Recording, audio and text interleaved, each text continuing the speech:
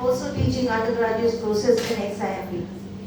I would request Shatabdi that something may be presented to him to welcome him. And I will request my friend Rashmi. The competent scholar at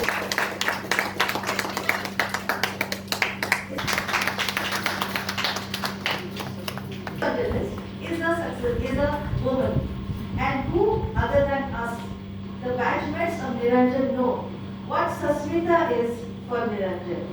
I will call upon friend Sasmita now.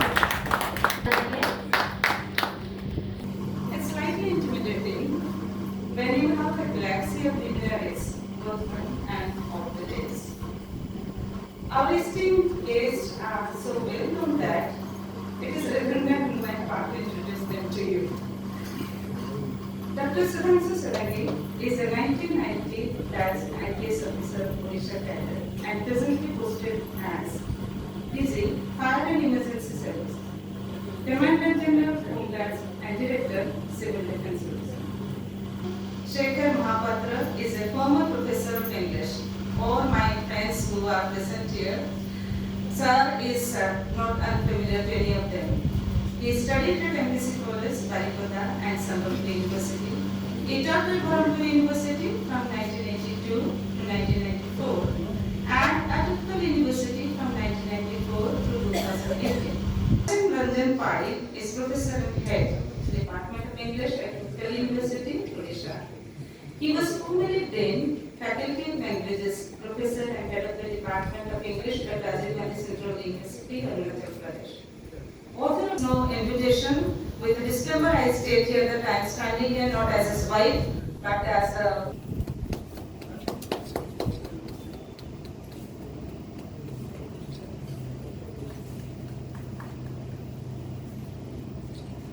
Congratulations. Thank you and congratulations to the author. Just prior to this meeting, Dr. Sarangi shared with us that after a time he read something that was a fiction because he was used to reading mostly non-fiction. I've seen many more books from you, many more novels, many more stories. This should not be the last, this is just a debut book, and we are here to encourage you and support you in whatever way possible. I was a little concerned because I am basically a non-fiction reader. Why did he ask me to comment on the book? But later on, as I read the book, I thought possibly one among his friends should have spoken because we are characters in this novel. And I would explain it to you in some detail why some friend should have come and spoken. Let's look at the setting of this story or the novel. We have quite a few of us who went to Ravenshaw College. As you enter, on the left side is East Hostel, on the right side is West Hostel. Beyond East Hostel is New Hostel, which the author tells us is called new because it was built after 50 years. And then of course the author tells us that inside Ravenshaw College you have the sundial and you have the Kanika library and you have the commerce block. Hostel, past the ladies hostel. That becomes very interesting. Ladies hostel where damsels in distress live. What a fantasy, damsels in distress. As if those girls are kept in some prison inside the hostel and our author and his friends would like to liberate them from the ladies hostel, particularly in evening hours. So they would go and shout, Nani, kaun kolcha, Bhoni, kaun kolcha, but not get adequate response, but they thought, they are having fun. So their pranks and their fun, whether it was liberating or the girls took offense to it, I have no way of knowing. But the story becomes authentic when you are the cement bench in front of psychology department where Sanjay Mishra studied. So that's where we met every evening. In fact, I met Niranjan there only, where you would gossip about everything under the sun. At times there are serious intellectual topics being discussed, and then most of the times there are inanities, anatomy and biology and physics and what all were discussed there. And near psychology department, because that was the most glamorous department. I realized when I did my masters, we had 13 girls and 3 boys in Liverpool University, and I was feeling claustrophobic, but I was reminded of what happened in psychology. So that's the setting. Now all of you understand why the story took place, isn't it? And the characters bring to the setting, to Ravenshaw College, their past. Everyone comes from a village, as a family, as a background, and they come here, they come to Ravenshaw College. So their mention in the novel is, the mention of their background is in relation to the setting. That X is studying in Ravenshaw College, what is his background? Who is his parents and so on. Though it is quite incidental. If the background is changed, it would not matter much to Ravenshaw College or events happening in Ravenshaw College.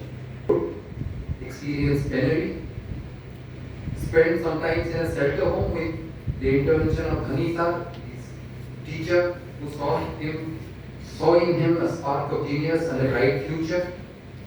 He lived his tragic life with the promise of liberating his mother and sisters from poverty through brilliance. And there was a lot of rich boys and girls in Ravenshaw College who came from poor background, who thought they are good students, they will do well, they will qualify, let's say, in the civil services examination, and everything will change.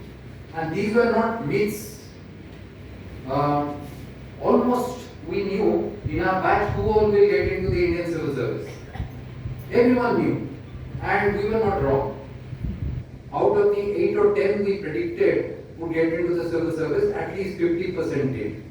It was a very high strike rate those days in Ravenshaw College.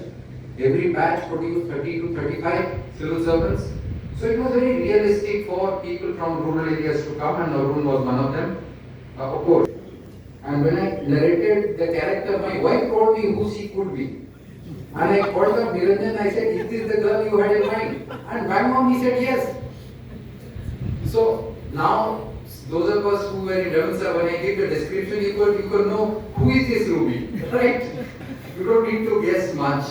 Convent educated, father a rich and busy businessman who brought fashion design to Cuttack, had a rolling business as a tailor, mother a socialite, parents were not giving time to her, Ruby tried to live a life with friends, basically a high society girl.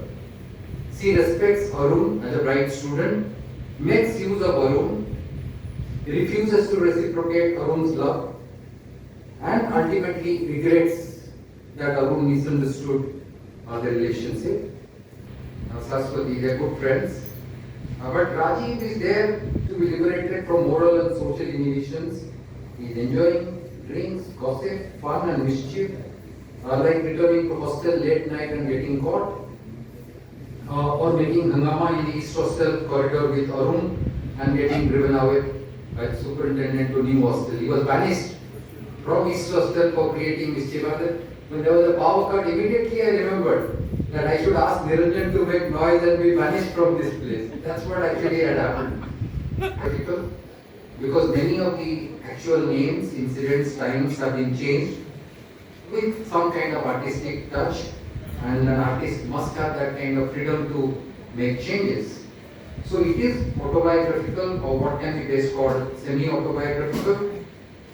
Author has taken inspiration from his autobiography quite clearly, but he presents two first-person narrators.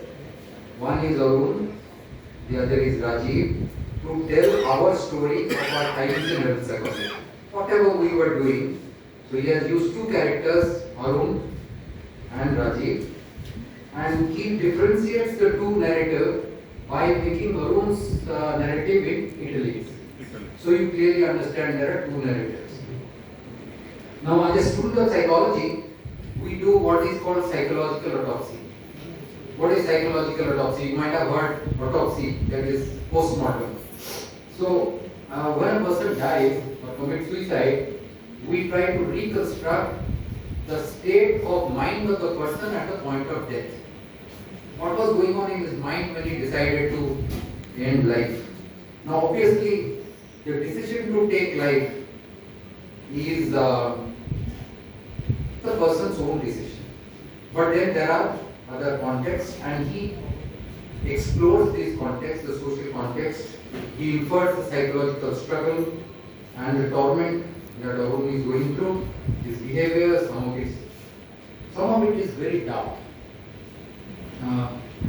Love affair between his friend Arun and Ruby, and as a helpless witness he couldn't do anything about what happened, and the matter ends in a tragic suicide, or what I call, the novel is about a psychological autopsy.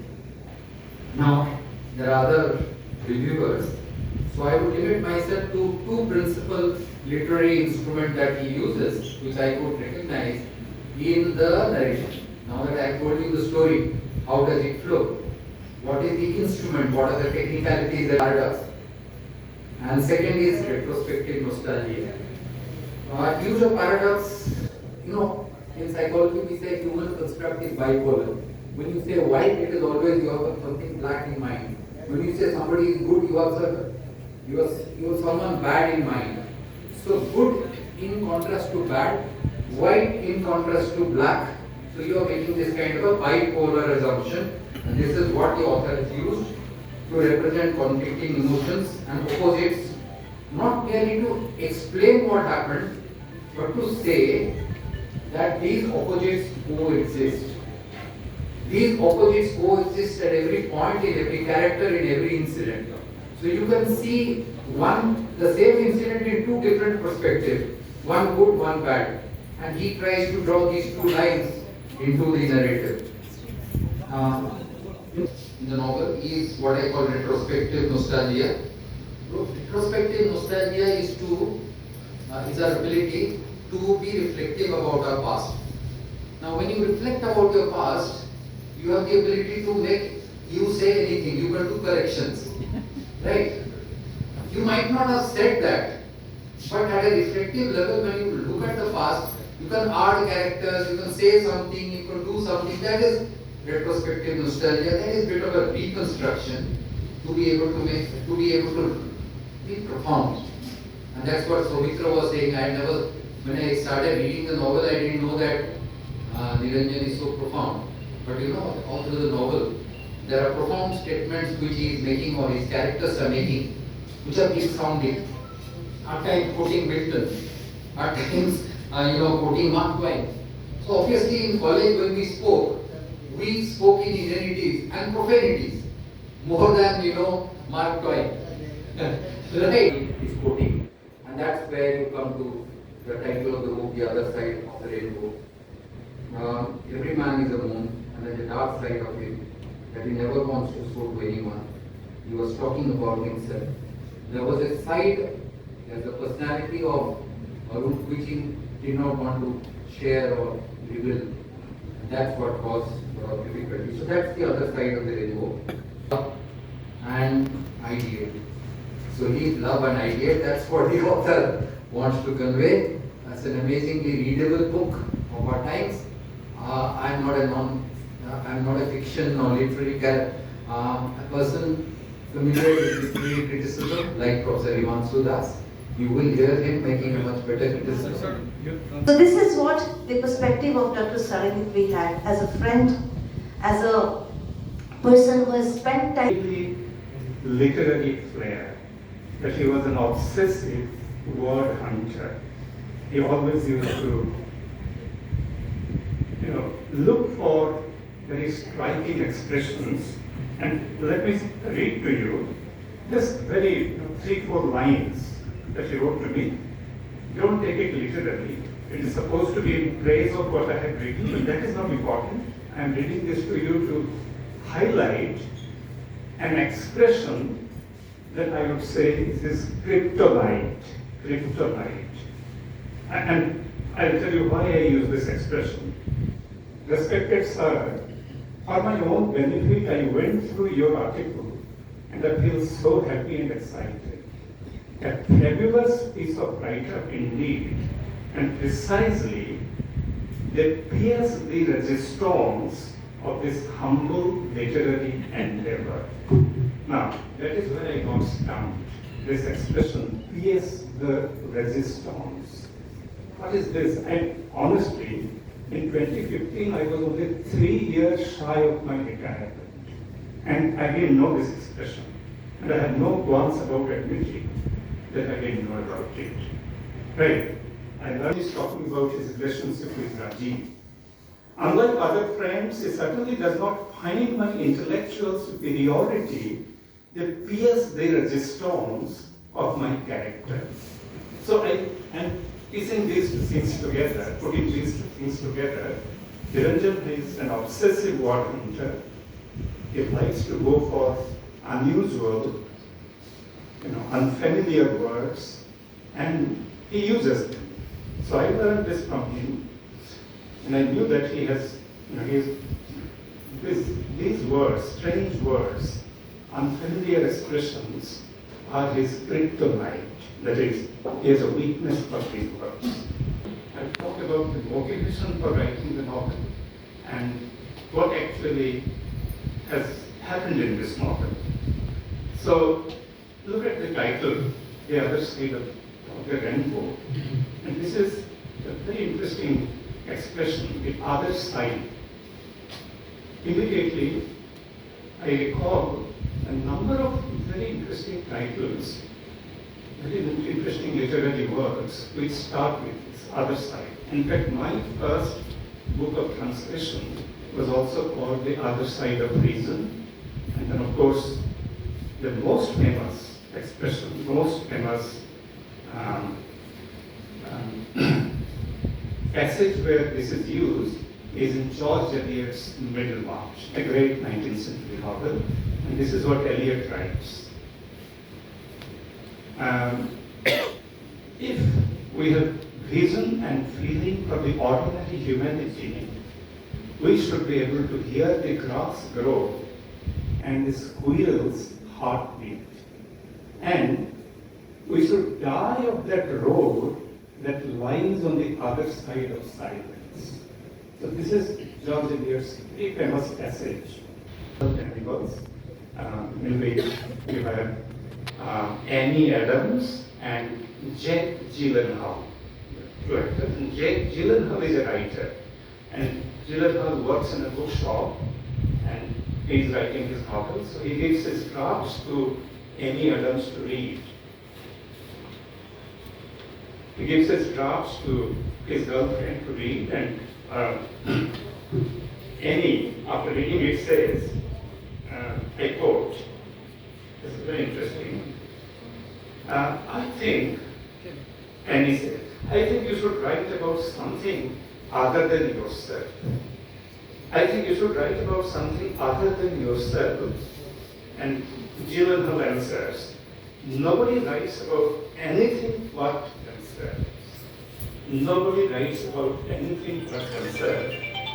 To capture what lies outside of our common field of perception. It's an attempt to catch that, to capture that, and it's an attempt to raise to the surface something that has been consigned, a painful memory that has been consigned to oblivion, or to use other words that the novelist has used, and it wonderfully carries the metaphor, that it's an attempt to trace a life that lies buried under the rubble. This is what the novel is about. Great writer, great truth tellers, but this is where the fictionist scores over philosophers and psychologists. I expect a rejoinder from him. Now, and he used a wonderful expression, the novel is a psychological autopsy, wonderful. Now, so no wonder Nayak's novel, in setting out to explore the unnameable, is replete, and I agree completely with Dr. Swamingi, with paradox, oxymoron, and conundrums. Life, says Bertrand Russell, is an uneasy awakening between two sleeps. Arun and Rajiv, the two protagonists of Nayak's tale, would agree. They themselves speak in paradoxes and conundrums. For Arun, the beginning and the end merge. For Rajiv, destination is not always destiny. His favorite quote being, a person's destination is not always his, her destiny. I changed men into person. Okay. Who are Arun and Rajiv? Also RAVENSHAWVIAN. I will read a little from the English translation of the Life and Times of Banka Harichandran. I want you to just quickly, very quickly, I have selected a short. Here also is a character, Banka, who has stepped into the RAVENSHAW college for the first time, gone from a small school. In the first few days in college, you picked up a few run-of-the-mill expressions like "nice to meet you," "thank you," and "how are you," etc. From the conversations of the students from English medium schools, you did not know what language the girls in the common room spoke in, but if you went near, you only heard conversations awash in English. Even Nandini, now Nandini is a forerunner of Ruby. Even Nandini, who had graduated from his own school, spoke English loudly when the boys were around. She was such a show-off. If she was adept at speaking English, how come she scored such low marks in matriculation examination? Banka thought to himself, but how could he share his thoughts? But who could he share his thoughts with? After coming to college, Nandini seemed not to recognize Banka. The students who had graduated from Banka school were studying in various small colleges in villages. None except this Nandini had got a seat in this college. She might not have got a seat either, but her father turned out to be some big officer, just like Ruby's father.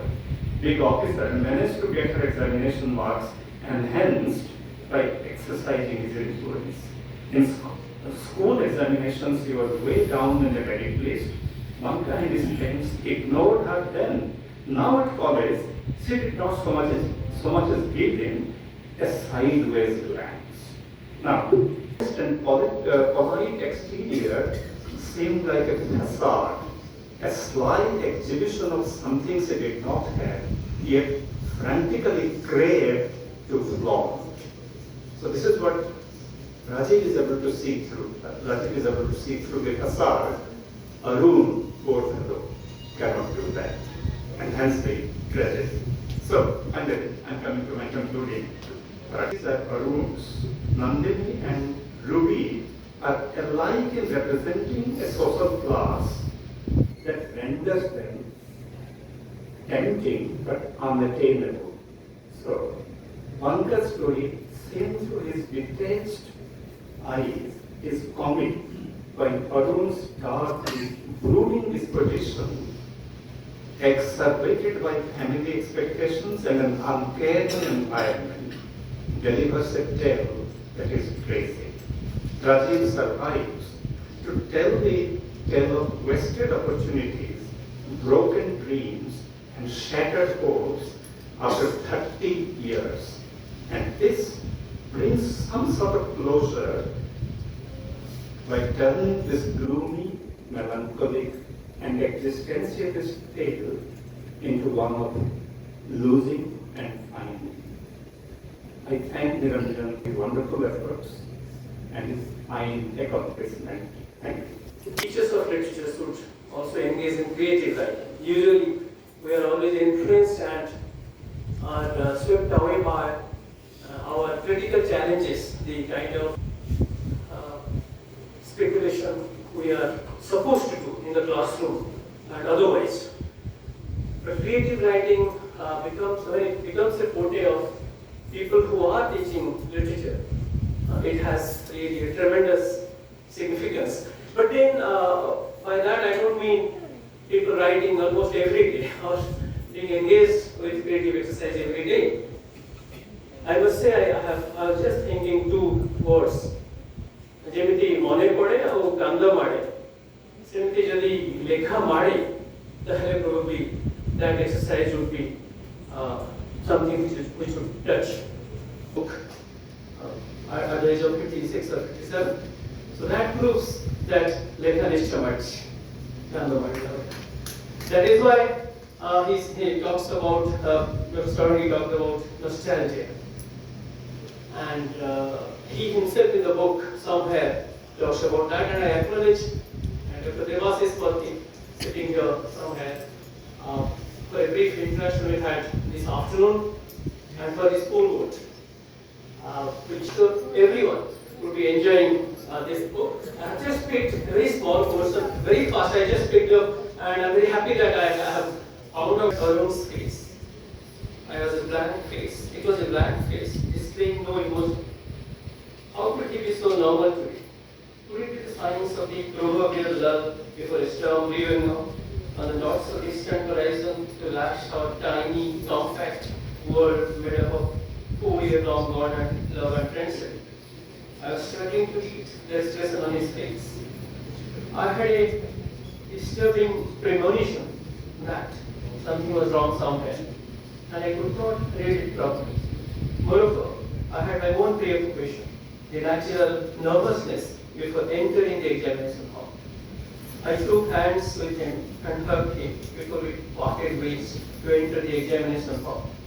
He hugged me tight and hugged me hard as if he didn't want to let me go. Then in passionate states, leaving me standing there in a state of bewilderment, with an incomprehensible sense of foreboding. Slowly, I moved to my assigned room, my eyes still searching for him. I'm taking just some time with surprise and disdain, and cast a sympathetic glance at the latest victim, a boy who had been an epitome of decency and goodness. I'm happy. Every quality of his mind is written large in his works. So you heard these three speakers, and you could see how they related the author's own experience to the book, number one. And the second thread of their speech, which kind of coincided, was their own impression of the author himself, their own relationship with Niranjan over the years. And you could hear nothing but appreciation and deep praise and respect for the author. Dear August audience, that is what has been my experience with Niranjan, and so also with his better half, Sasmita, who I... First thing was, I didn't know how it would, almost you can say, in what direction it would go. Sometimes some writers are completely written off by the critics. So I was expecting that also, but I was very apprehensive about Dr. Sadan. He got so nostalgic. ଆମର ଯେତିକି ପୋଲ ଥିଲା ସେ ଏଠି ଯଦି ଖୋଲି ଦେଇଥାନ୍ତେ ମୁଁ ଘରେ ଯିବି ବସେଇ ଯାଇଥାନ୍ତି. So that was the reason why I was very apprehensive. Ravenshaw life was a wonderful life, it was a brilliant life, something we had never forgotten and something we would never forget. I hope you agree with me, sir. And Asim also, he was my younger brother there at Ransha. We were staying in one hostel. A very sensitive young man with an anxious face. So, now, before this dignified gathering, it's my privilege to bare my soul about the purpose behind writing this novel. I won't take too much of time. The other side of the rainbow. Now the question is, way back in 1987, it was in the month of May, I was coming in a police van. Jagdish left the hostel, went away. He was there. I was coming in a police van with me, Sudhanshu, Gulu, he was there with me, and there is another friend, Gutu. We had a narrow accident. And we came after attending a cremation of one of my best friends, the person with whom I spent 4 memorable years of my life. As Dr. Sadangi was telling here, both of us were expelled from East Hostel. Though both of us had scored very good marks in our intermediate examination and we deserved a seat in East Hostel, the superintendent was so magnanimous that he told me, Niranjan, if you do not give me an undertaking that you will not produce any such nuisance in the hostel during the evening time, I am not going to keep you. I said, no sir, I am not going to give you an undertaking. I am going to stay at the hostel. So now that was the thing. So we, two of us, we moved to new hostel. And the thing is, all my best friends, they were staying at East hostel. So from morning till evening, I was just nominally staying in new hostel. From morning till evening, I was sitting there in front of Mayada's tea stall. The psychology department he was referring to, almost sipping cups of tea. Mayada was never reluctant to lend me. Almost you can say, I was borrowing money from Mayada sometimes. And the day I left Ravenshah, I sold my cycle to him. So that was my life. But it was a very static kind of interest. It refused to grow.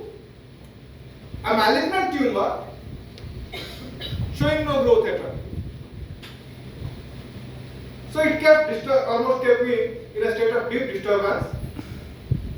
So only last year, I decided I have to write a novel in memory of one of my best friends I have lost. So when I decided to write the novel, Sabha Madam is sitting there. She has always been an advisor to me. I told Sabha Madam I am going to write a novel this time. She never takes me seriously. She knows what kind of person I am. She wrote, okay, if you are going to write a novel, what is going to be its title? I gave a title and she immediately told me, no, that shouldn't be the title. So she suggested, and I wanted to make best use of these three things. So when I shot dark rainbow, cannot have, almost you can say, you can expand it. It has a point of limit, okay? You have to stop there. So if you give it another name, if you call it the other side of rainbow, what is the other side of the rainbow? We know a rainbow is a very colorful arc, isn't it? Almost you can say it exudes 7 colors. When you say the other side of the rainbow, is it very bright, very resplendent, very effulgent, or is it very dark, very opaque? I haven't seen the other side of rainbow. I don't think any of you have seen the other side of rainbow. Other side of rainbow is the other side of the rainbow. Okay? Now, the thing is, why is it called the other side of the rainbow? Because the novel is basically based upon certain things which have not been explained. Based on, I'm almost you can say making a kind of very bold statement. Even though I have written the novel, I have written it about certain things which I couldn't explain. I failed to explain. So almost you can say writing a novel for me, it was a very difficult task because I employed a dual narrative structure. Sir was telling I used 2 fonts. One was Rajiv and the other one Arun. Both of them were telling their own stories. So my son suggested that if you do not use, I am happy that he suggested at the nick of time, if you do not use 2 fonts, then people will get confused who is Rajiv and who is Arun. So I used almost you can say 2 fonts and I used dual narrative, so that is why it cannot be called a Bildin Surma novel. And one of my friends, Ajay, is sitting there. He told me, if you have written your autobiography, no, it's not an autobiography. It can at best be autobiographical. So an autobiographical novel is not necessarily an autobiography. So it's not going to be an autobiography. So that was another tough task for me. So, and the third thing was the timeline. The timeline was not very linear. There were lots of flashbacks. Okay? So when Dr. Sarangi, she was almost swept away in a flood of remembrance. I was sitting there. I was trying to think. I was trying to almost you can say remember those good old days. Ajay was my roommate. He is sitting here. Okay, we were staying in New Hostel room number 113, I still remember. And in this hostel, we were having some lovely time in that long, what do you call it? It looks like a prison. That was no, not the corridor. That was the dormitory. Room number 36. Staying in room number 36 was a kind of perpetual punishment for any hostel boarder. But we used to have our fun there. So now, anyways, so the life at RAVENSHAW was always beautiful. So the next thing is I had written about the rural setting.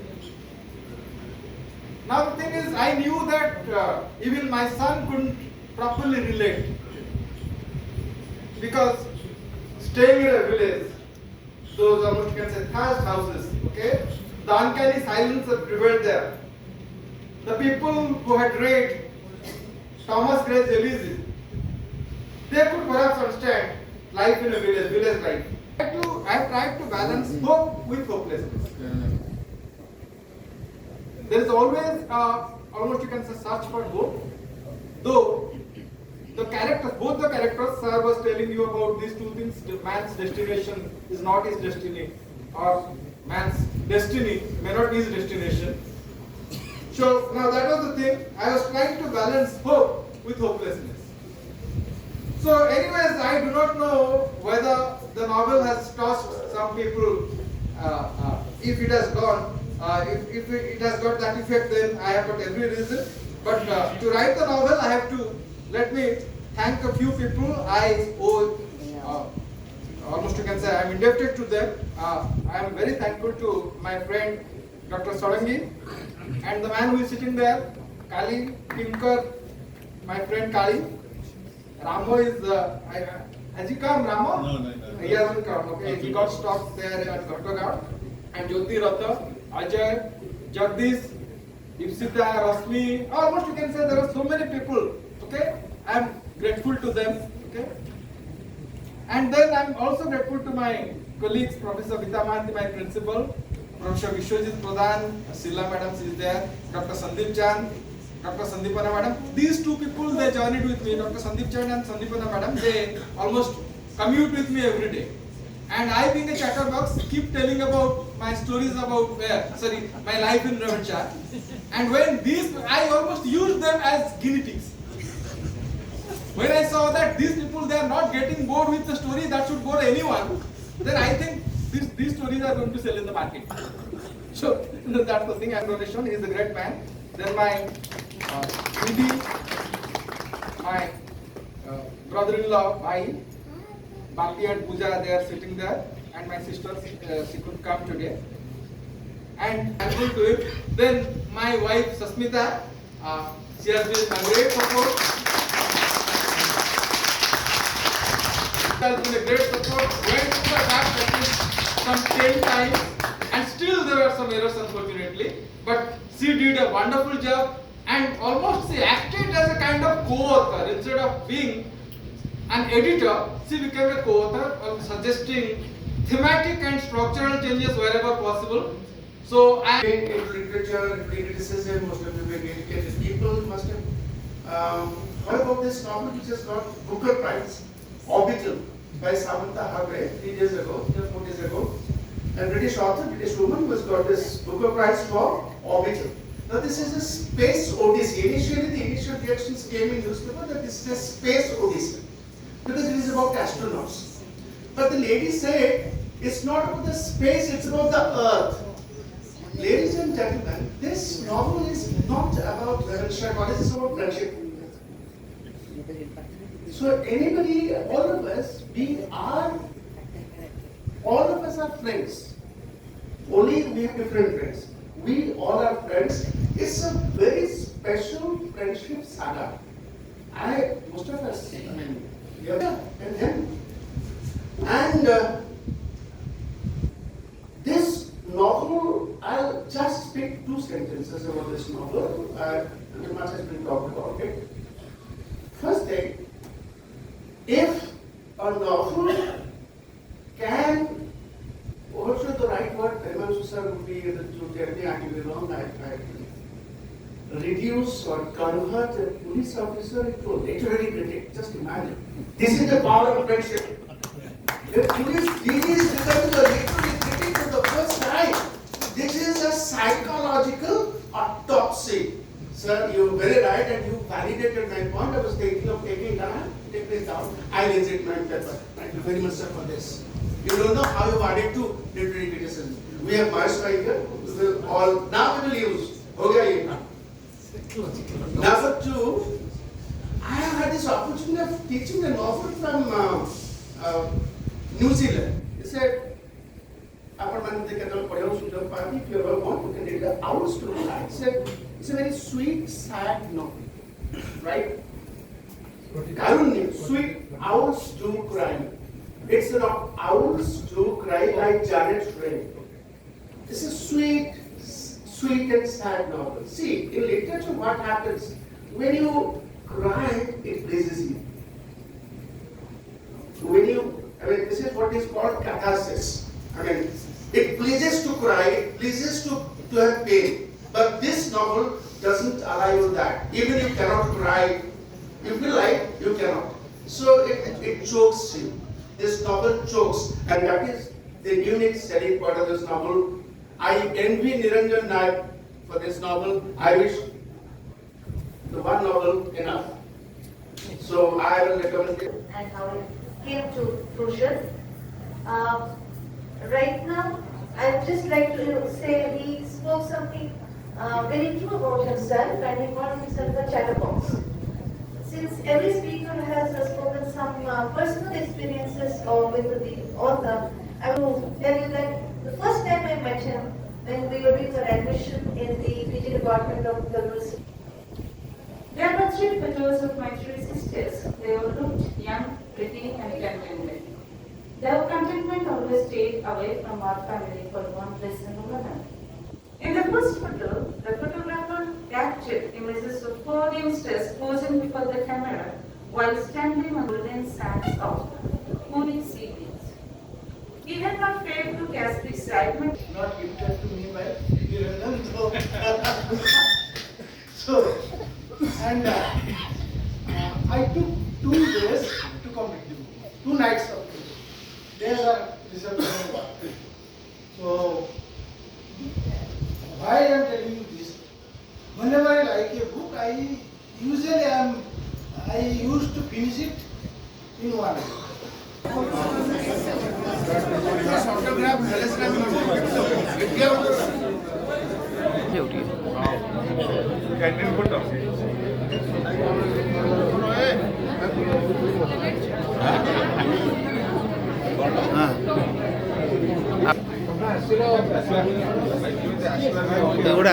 ब्यूरोक्राट फटो गोटे ब्यूरोक्राट फटो चालू गोटे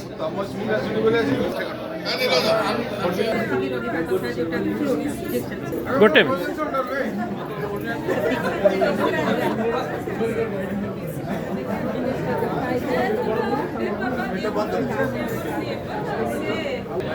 Thank you.